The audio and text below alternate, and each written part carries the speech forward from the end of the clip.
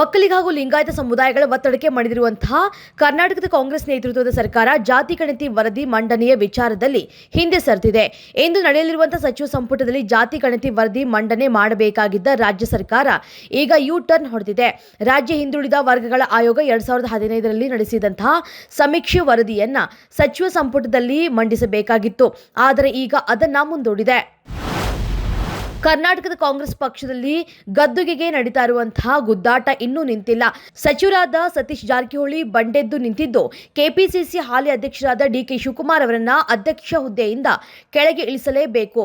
ಒಬ್ಬರಿಗೆ ಒಂದೇ ಹುದ್ದೆ ನೀತಿ ಪಾಲಿಸಿ ಪಕ್ಷಕ್ಕೆ ಹೆಚ್ಚು ಓಟ್ ತರುವ ನಾಯಕರನ್ನ ಕೆಪಿಸಿಸಿ ಅಧ್ಯಕ್ಷ ಹುದ್ದೆಗೆ ಕೂರಿಸಿ ಅಂತ ಪಟ್ಟು ಹಿಡಿದಿದ್ದಾರೆ. ಇದು ಡಿಕೆ ಶಿವಕುಮಾರ್ಗೆ ಇರುಸು ಮುರುಸಾಗಿದ್ದು ದೆಹಲಿ ಕಾರ್ಯಕ್ರಮದಲ್ಲಿ ಸಿಎಂ ಸಿದ್ದರಾಮಯ್ಯರಿಂದ ಅಂತರ ಕಾಯ್ದುಕೊಂಡಿದ್ದಾರೆ ಅಂತ ಉನ್ನತ ಮೂಲಗಳು ತಿಳಿಸಿವೆ. ಬಿಜೆಪಿ ರಾಜ್ಯ ಘಟಕದಲ್ಲೂ ಕೂಡ ಕಿತ್ತಾಟ ಇನ್ನೂ ನಿಂತಿಲ್ಲ.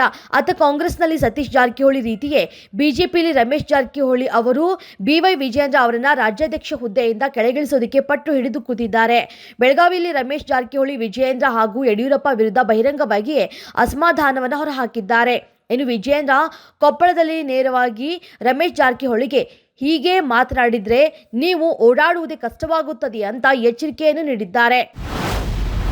ಭಾರತ ಮಹಿಳೆಯರ ಕ್ರಿಕೆಟ್ ತಂಡವು ಐರ್ಲೆಂಡ್ ಎದುರು ಏಕದಿನ ಕ್ರಿಕೆಟ್ ಸರಣಿಯನ್ನು ಜಯಿಸಿದೆ. ಕೊನೆ ಪಂದ್ಯದಲ್ಲಿ ಭಾರತ ಮಹಿಳಾ ತಂಡವು ದಾಖಲೆಗಳನ್ನು ಬರೆದಿದೆ. ಪ್ರತೀಕಾ ರಾವಲ್ ಮತ್ತು ವೇಗದ ಶತಕ ದಾಖಲಿಸಿದ ಸ್ಮೃತಿ ಮಂಧನ ದ್ವಿಶತಕ ಜೊತೆಯಾಟ ಆಡಿದ್ರು.